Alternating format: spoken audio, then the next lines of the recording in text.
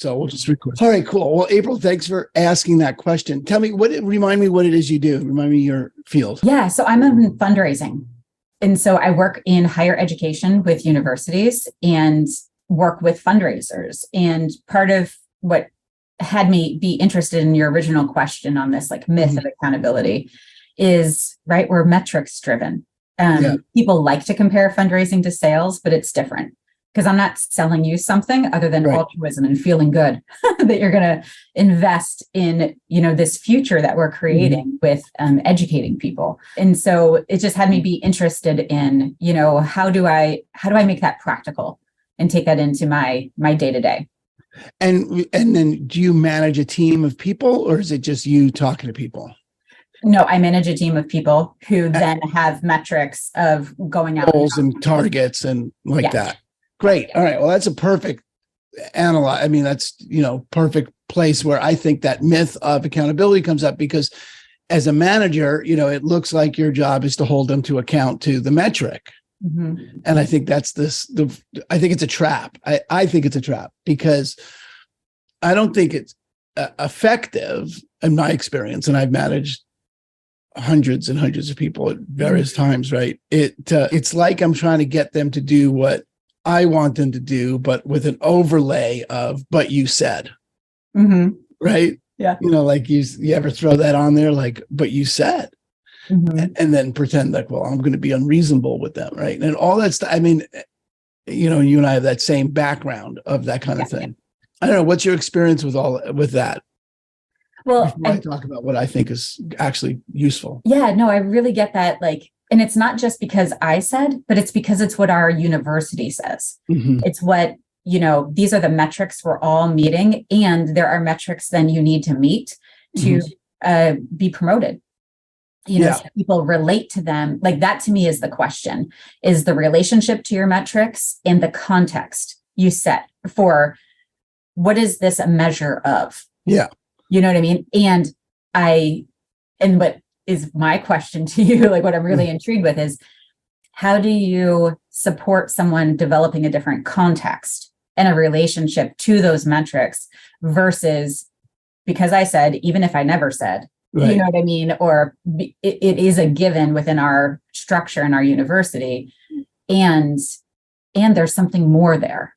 Yeah, it's good. I mean, I think you just said it. So I think that's where your access to being effective is rather than holding them to account to the metric. There's the context in which the metric lives, which is what matters to them about that the metric is measuring. Yeah. So, very few people get into fundraising because of the money, right? That's like teaching. But in real estate, people do get into real estate for the money. Yeah. I think it's way more common for people to get in my field for the money than it is because they love contracts or something. Right? Occasionally we'll run into the person who goes, I love houses. And then, right. But bad business to be in if you love houses. So I think the myth is I'm going to hold you to account. You didn't do 6. Okay. What's your problem? Or you're out of here or whatever the ultimate hammer you're going to use there to have them be accountable to it, as opposed to, and I think the opportunity it lives in the context. Lives in, okay, well, and it starts with what's important to them that has them interested in the metric in the first place. So even if the metric is money, like in my field, for yours, it's fundraising for the university. So what's important about the school for you? Why is it important to April as a human being that has her raising funds for this school? Why does that matter?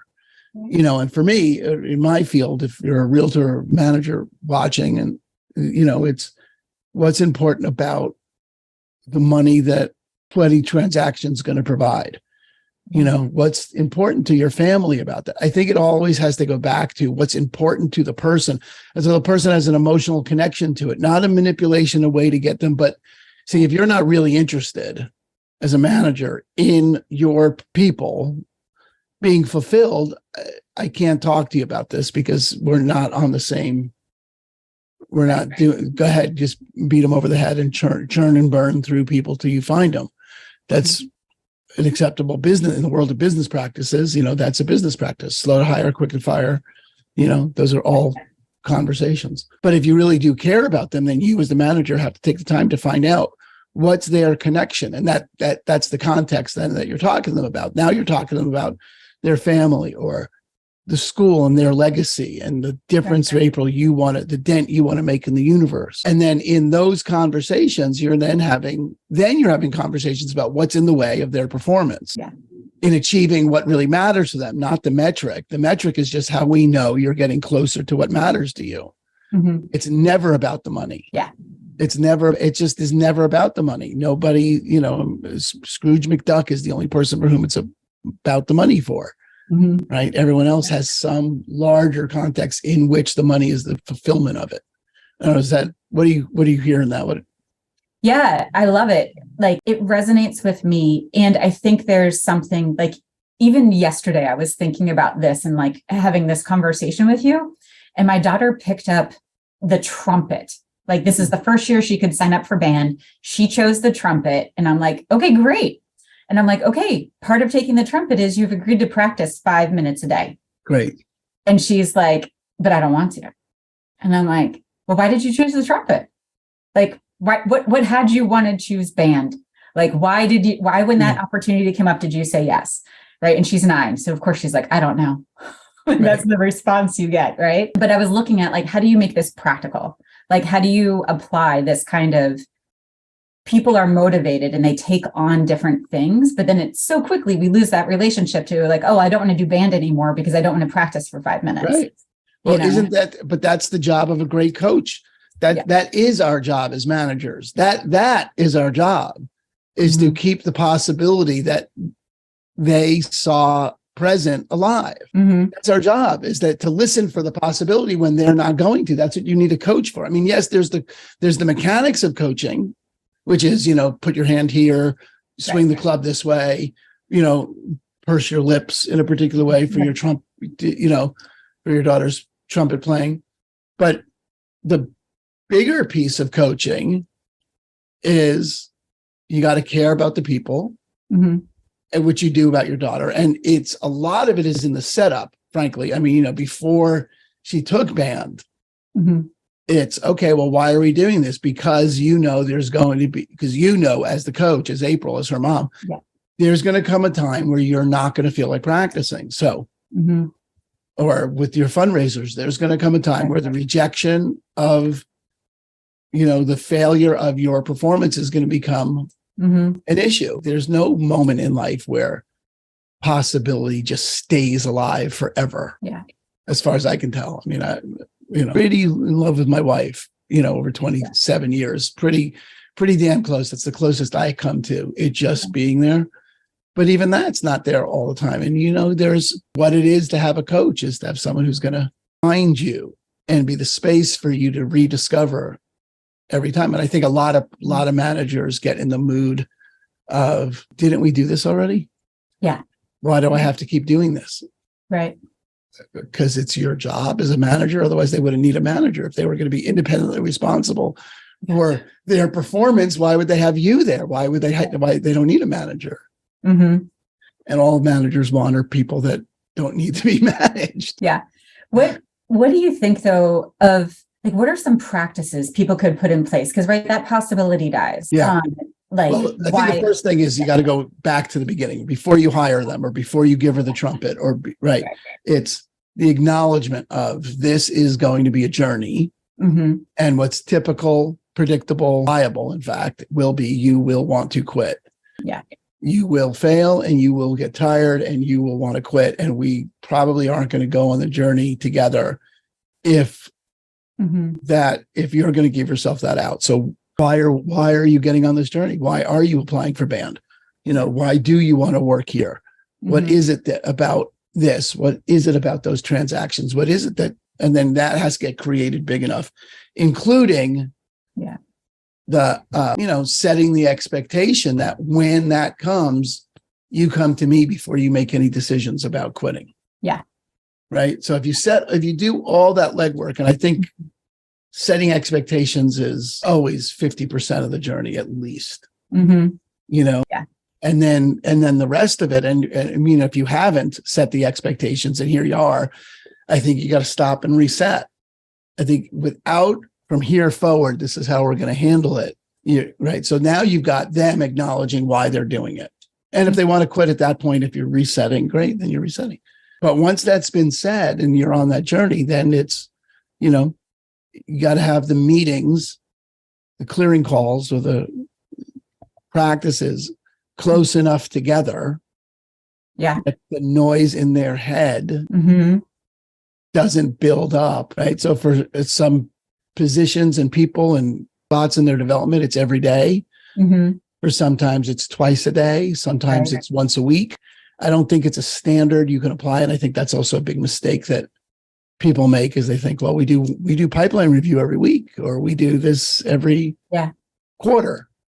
And I can't even imagine someone's head, the conversation in someone's head. Yeah. Only needing checking every quarter. Mm-hmm. Yeah. I talk to my coach at least once a week, and mostly, her first question to me is, what are you making yourself crazy about? Every week. Right. So there's always that space just to be in communication. I think we think that's a soft scale I think it's what they call that, but I think it's not somehow it in the hierarchy of our management, it shows up as lower scale than you said 6, you did 4. What the fuck? Yeah.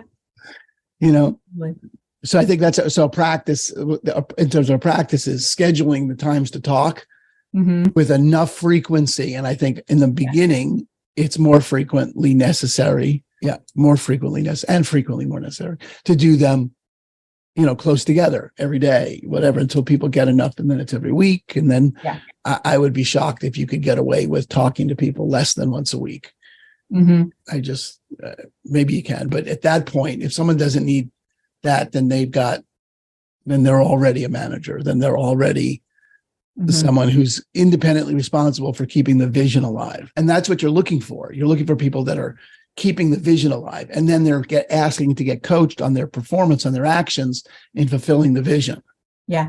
They could be then, and then the conversation you're having about what actions do you need? So I think that's one practical thing. And then the other practical thing I think is, I just had this conversation today with someone on my team who failed to, produce the results she promised. And there was already an agreement in place that, you get 3 strikes and then you're out of this particular training. We are holding people, we're putting people inside a conversation of set rules, all expectations set. Yeah. If you don't keep your promises 3 times, we stop training you this way. And, she struck herself out. And one of the purposes of this particular training in my business is to separate the wheat from the chaff, as it were, to actually have the people that are going to be trainable, coachable, get them what they need. And the people that aren't, to get them out of real estate and into something they love. Yeah. So then in terms of a practical application, it's, listen, you're not keeping this alive. You're not keeping this alive for yourself. I invite you to relook to see, is this really the way you're going to do this? What's this? Fulfill your goal of whatever it was to pay for your kid's school or whatever it is. Right. Is this really the vehicle for it? Because it's not looking like it. Yeah. Right. You're not, you're just not taking the actions, and you're not keeping that alive. So maybe this really isn't your expression.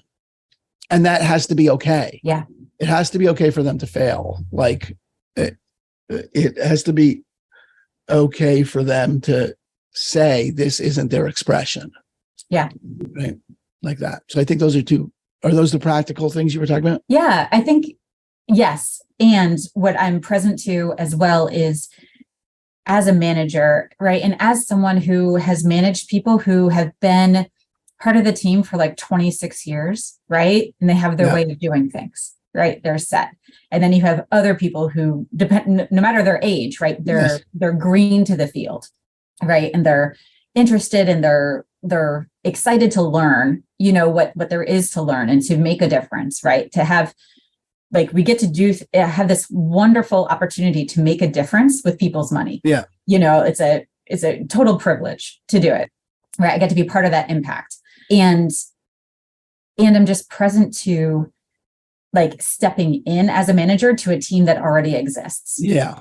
And how do you like reset those norms? Or how do you attend a training and you're like, okay, you know what? I'm coming in new and charged up, and we're going to change the way we've been operating. Getting that buy-in. Really a tough one, for a lot of people, especially if there's an age discrepancy, like there's people that have been there longer and you're younger, and change is always upsetting. Yeah. So a change of a manager is upsetting for them. Mm-hmm. You're asking people to take different actions than they've taken. Yeah. That's upsetting. So you got to get in their world about why they're here and why they're on their team. Yeah. And, ask for literally ask for their buy-in. Like, I'm asking you to buy into this. Mm-hmm.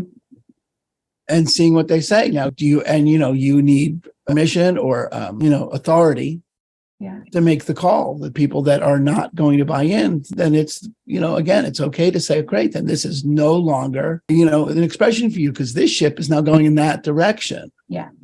And we'd love to have you go if you're going in that direction. But if you're not going in that direction, it just doesn't make any sense for you to stay on this ship. Yeah. Right. Because this ship it's an interesting story. When Pete Carroll first got to Seattle, I love anything having to do with these kinds of stories. When Pete Carroll first got here, his first year, he walked into the meeting room where all the players were there, and he asked everyone to get up and switch seats. Mm-hmm. And I don't know if this is exactly how this went, but it's the story that I remember. And he asked everyone to get up and switch seats to move around. So they were not in, because it's a new regime. It's coach change. It's exactly what you're talking about, right? New coach, new regime, get up, switch seats. We want to make everyone get a new perspective. And there were some older senior players that didn't move. And every one of them was traded within like 4 months. It's just like not going to do it. Yeah.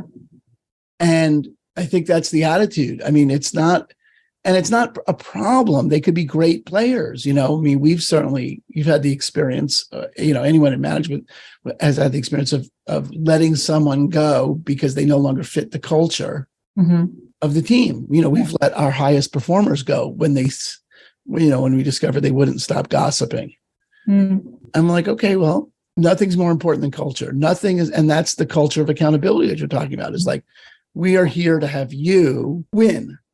And you need to see this activity, fundraising for a school, selling real estate, whatever, playing football, as the fulfillment of what your life is for, as the fulfillment of at least a vehicle in which you can see the fulfillment of your life. And this vehicle is going in this direction and it's going at this speed, and everyone wears their seatbelt and no one smokes in the car.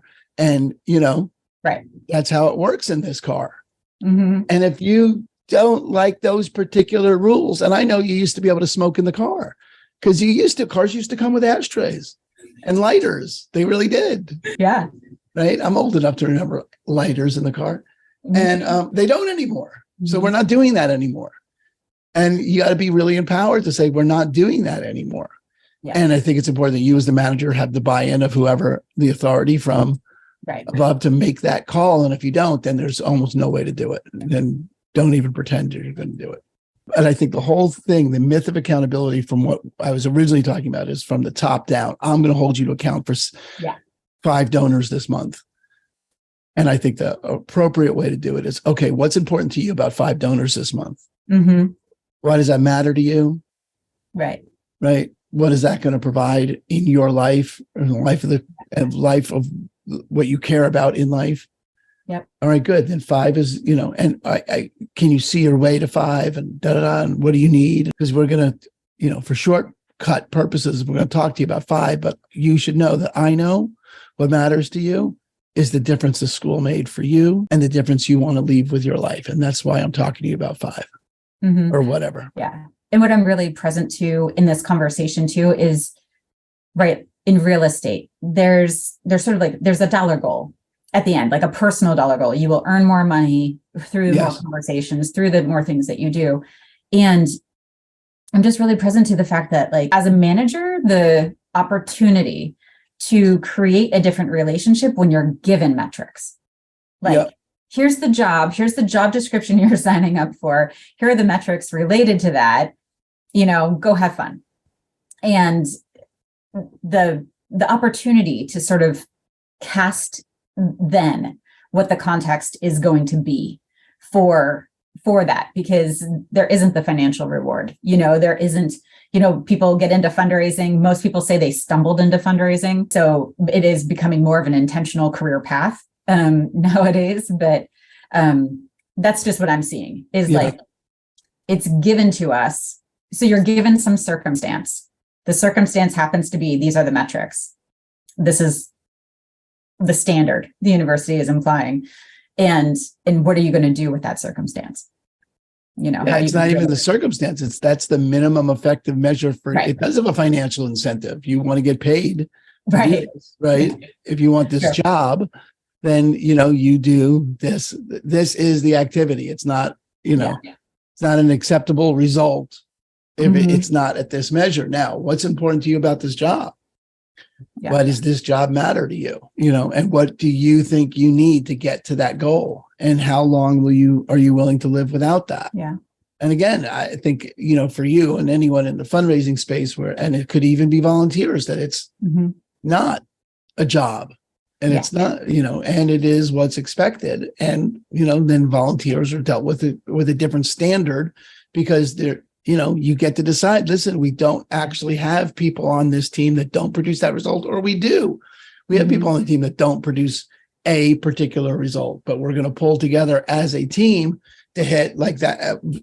In the domestic violence organization I volunteer with, there's larger fundraising goal numbers. Right. Okay, well, those numbers are, as a team, this is what we're going to hit.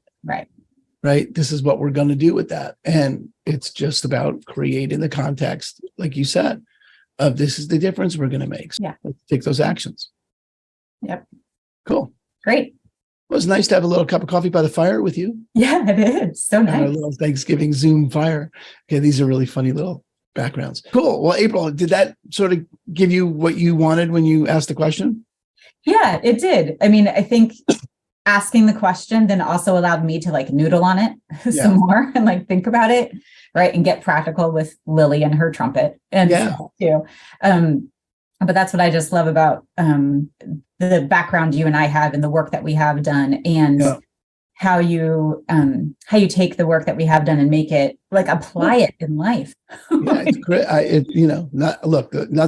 Nothing has made a bigger difference than doing the Landmark Forum. That was really the heart of all that, and it's it works. It's why it just works. Empowerment, personal empowerment works. There's it's not even debatable. I don't think. So cool. Yeah, my pleasure. All right, have fun. I want to know how it goes. Okay. Okay, catch you later. Bye. Bye.